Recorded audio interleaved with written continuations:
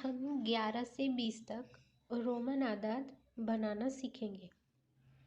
पिछली वीडियो में हमने 1 से 10 तक रोमन आदाद बनाए थे, जो कुछ इस तरह से है।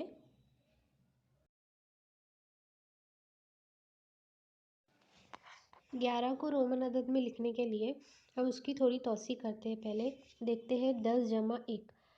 अब 10 के लिए हमारे पास x है और 1 के लिए हम i का इस्तेमाल करते हैं। जब हम x के बाद i को लिखेंगे तो वो 11 बन जाएगा, यानी 10 जमा 1 11, ऐसा x जमा i 11। इस तरह 11 को हमने रोमन अदद में लिखना देखा। उसी तरह जब 12 है तो हम सिंपल 10 जमा 2 12 लिखेंगे। 10 के लिए हम x का इस्तेमाल करते हैं और 2 के लिए हम 2i लिखते हैं। तो x और 2i ये हो गए हमारे 12। उसी तरह आगे के आदाद बनाना हम देखते हैं। आगे के आदाद बनाने के लिए हम उसी तरह 10 की गिनती लेंगे और उसमें आगे के अदद जमा करते जाएंगे।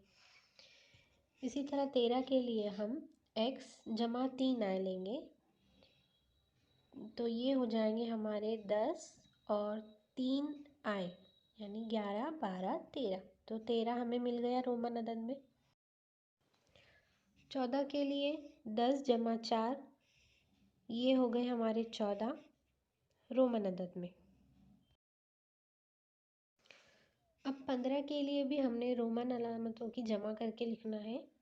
10 जमा 5 हो गए 15। उसी तरह आप बताओ बच्चों, हम 16 किस तरह लिखेंगे? जी बिल्कुल, 10 और 6 16।